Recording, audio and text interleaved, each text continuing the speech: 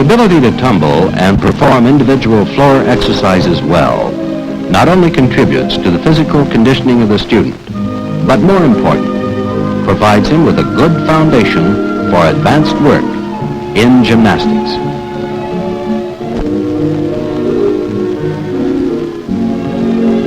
In this film, we will examine several tumbling moves and some of their variations. The moves are basic, some are intermediate, but they're essential to a primary instruction program in tumbling and floor exercise. The lesson for each move is presented in its normal progression from the simple to the more complex. Accurate demonstration of each move during its instruction is important to the student, for from it, he learns the highest standards of performance and has a worthy rule with which to measure his own skill. The student himself must be made aware of the need for perfect execution and encouraged continually to work toward this higher goal.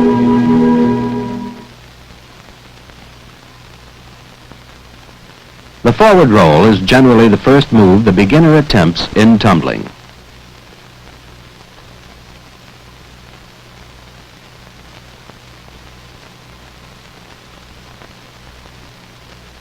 It is best learned from the straddle stand.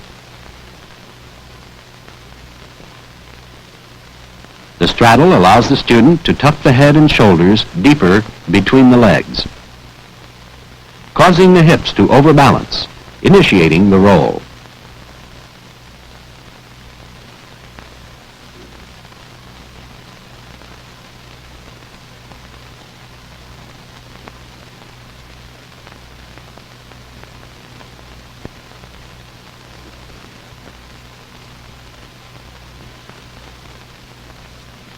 Next, the forward roll is taught from the standing position.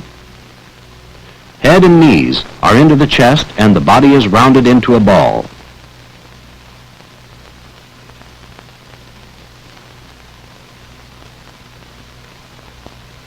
Note the use of the hands to break the fall forward. When done correctly, the forward roll is a coordinated, fluent movement.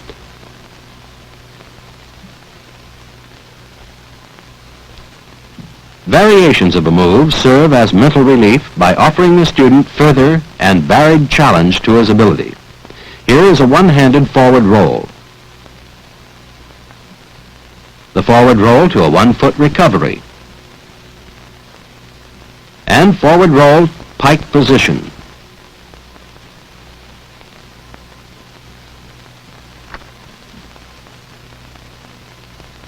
The dive roll is identical to the forward roll except for the takeoff and momentary flight.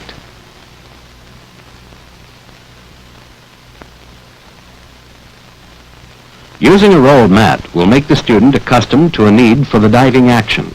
Starting from a double takeoff, he looks forward at the floor during the dive. As his hands make contact, the shoulders are lowered and the head is tucked.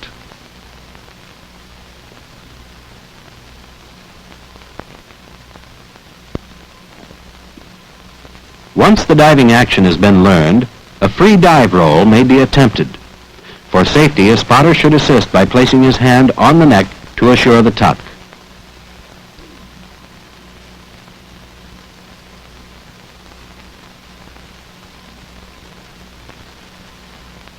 Remember, the dive roll consists of a double takeoff and a dive to the tuck and roll.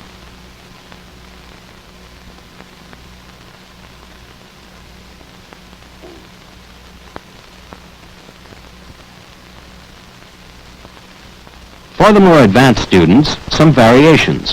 Forward roll in combination with the dive roll. Dive roll from a single leg takeoff. Momentary arch dive roll.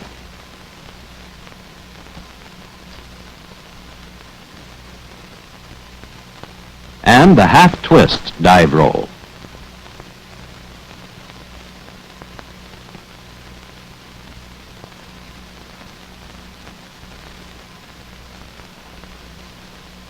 The backward roll is basically a forward roll in reverse.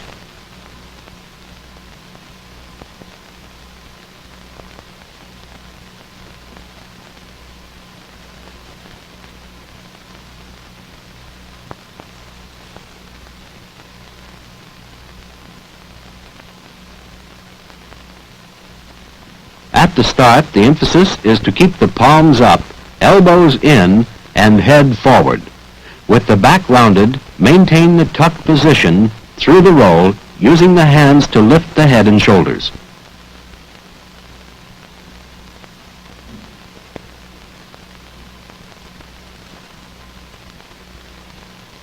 Here, from the squat stand, a sitting movement initiates the roll.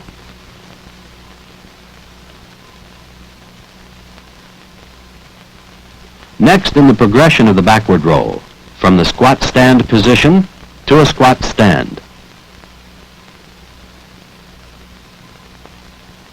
This move requires a greater push-off from the floor to enable the knees to be pulled forward under the body.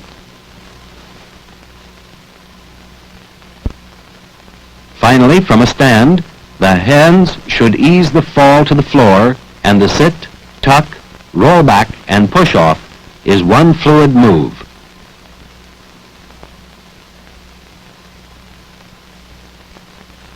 And now a few variations. From a straddle angle stand, backward roll, to a straddle stand.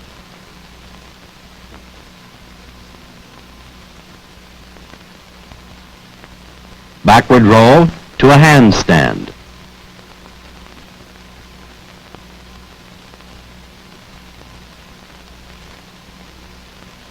To a headstand.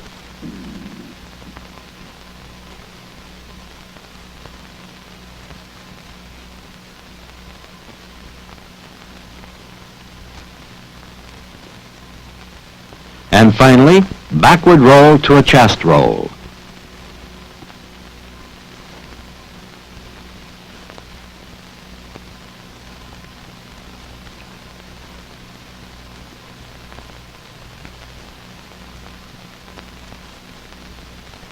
The popular headstand is primarily a balance move.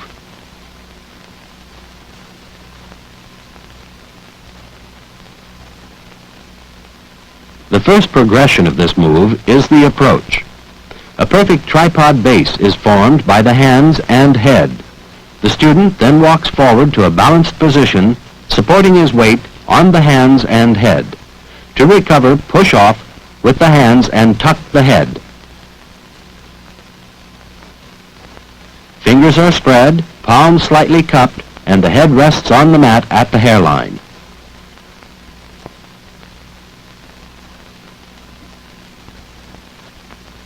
During the second phase, the legs are extended, toes pointed.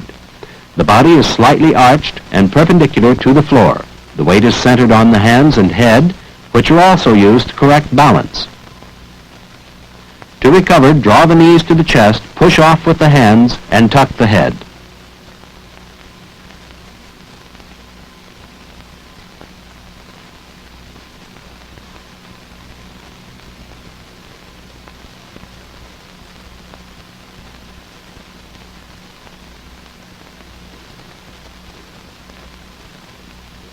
Remember, the emphasis in the headstand is a good tripod base formed by the hands and the head.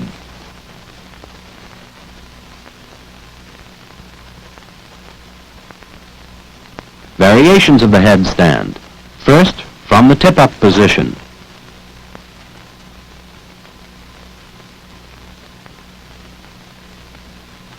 The next three variations test one's ability to maintain balance.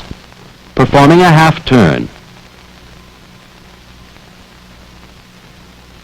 traveling forward,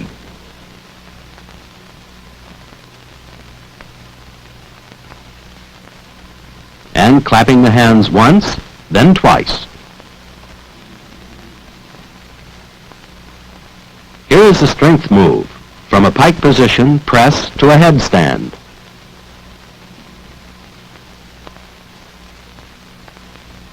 From a headstand, roll forward to a straddle angle stand, and kick up to a handstand.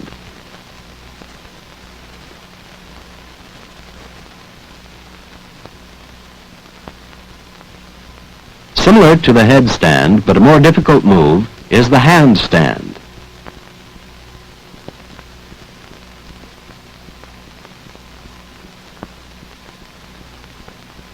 Here Here the hands are at shoulder width, fingers spread, palms slightly cupped. The shoulders are brought forward over the hands. Looking at the floor, the student then kicks directly upward to a body and shoulder extension. Notice the feet are pointed and directly over the head, and that the back is arched. In recovery, as the legs overbalance, the head is kept back as he pivots on one arm.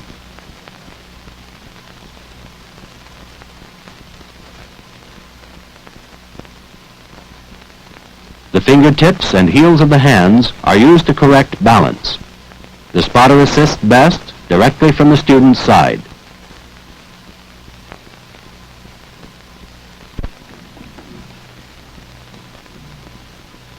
The popular cartwheel is a 4-count move directly to the side in a full body extension.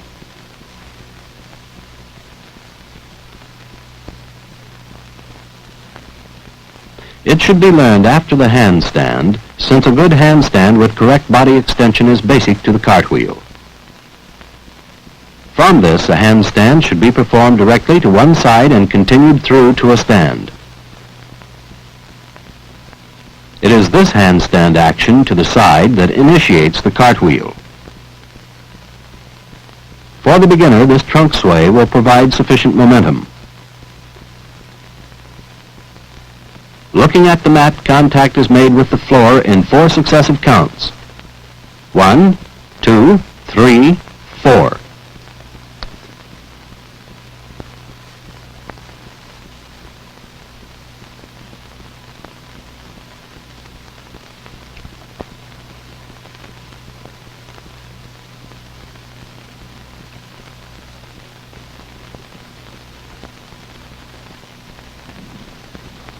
A connecting move and basic to many backward tumbling move is the round-off. Here, the approach is similar to that of the cartwheel, only toward the front instead of directly to the side, and ending with a quarter-turn snap-down.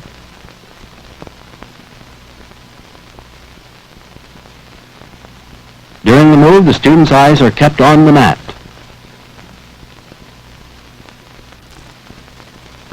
The round-off is generally preceded by this single skip-step takeoff.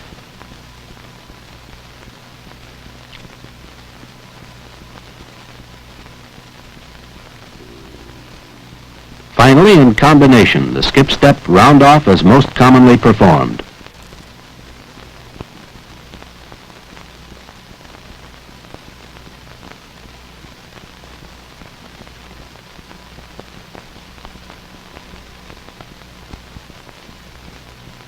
Preliminary to the head and hand springs is the neck spring.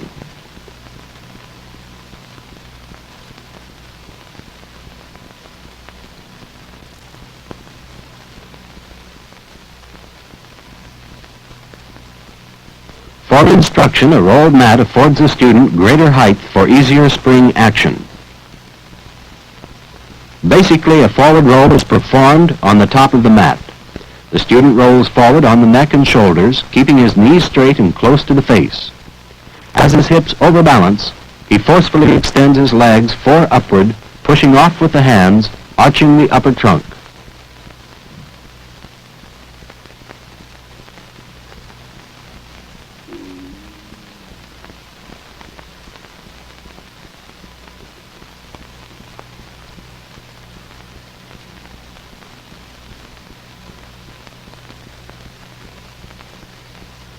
When the mat can be eliminated, a greater spring action and push-off is necessary to regain balance.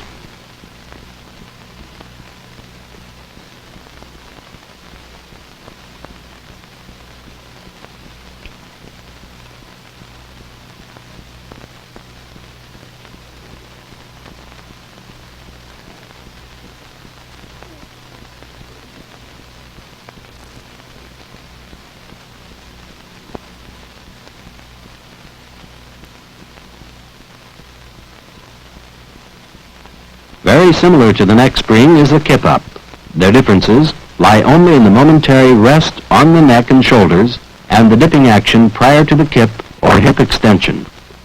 The student rolls to a rest on the neck and shoulders. He dips his legs to the face and rolls forward, forcefully extending his legs, as in the neck spring, for the kip-up.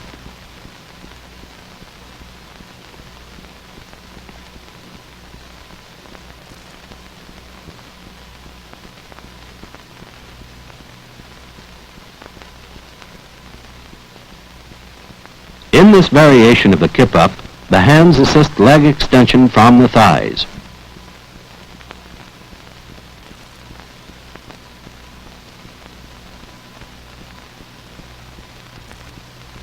In the head spring, it's from the hands that the hip extension and push-off occur. The neck is held firm and in line with the spine. Again, a rolled mat is used to provide greater height and easier spring action. Placing his head on the mat with the neck firm, the student walks forward to a pike position. As the hips overbalance, he forcefully extends his legs fore upward, pushing off with the hands, arching the upper trunk.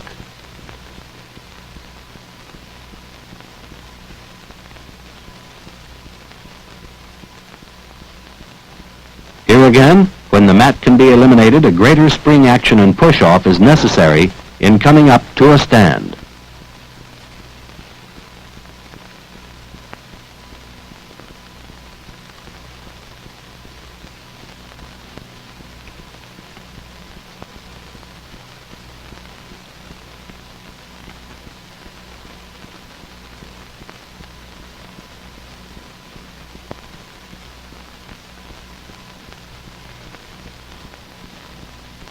Finally, in this series is the forward hand spring, learned easiest when following the neck and head springs.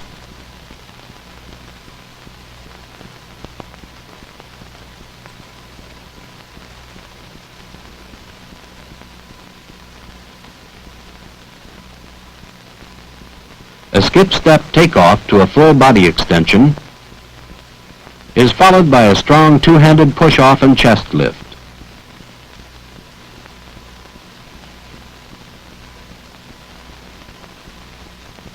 The momentum of a running start and skip-step takeoff should be used to assure recovery with a minimal push-off. The shoulders are slightly forward of the hands. Push-off is executed through the spring action of the arms and hands, followed by an emphasized chest lift.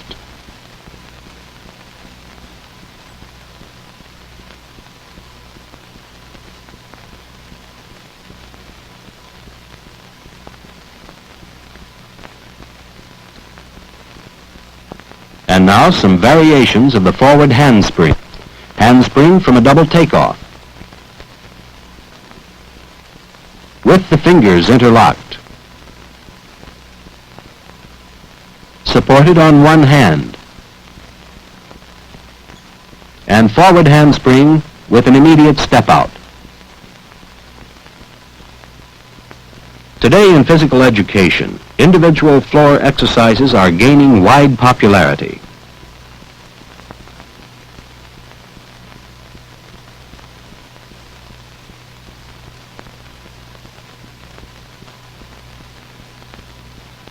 The enthusiasm is an outgrowth of national and Olympic competition. Yet, regardless of age or ability, students of every grade are attempting some form of individual floor exercise. These exercises are individual moves in combination, including those moves just covered and more.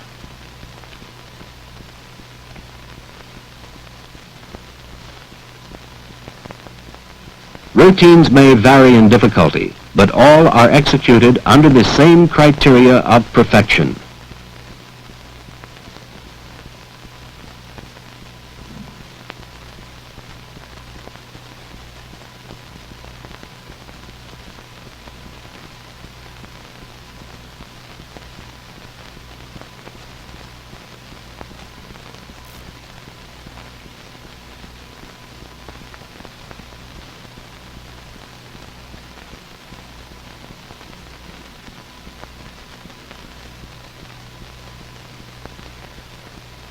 Here is a six-part exercise. The front scale, the forward hitch kick, to a head spring, and forward roll. Backward roll to a handstand, and down again to a stand.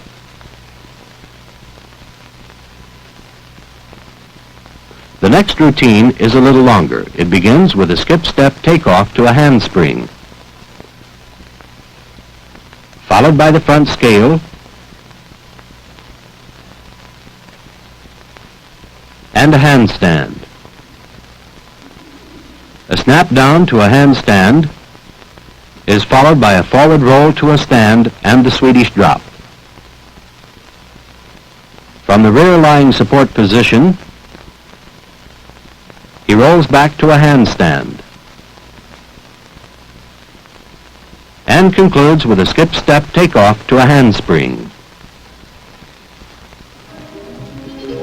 Presentation of individual floor exercise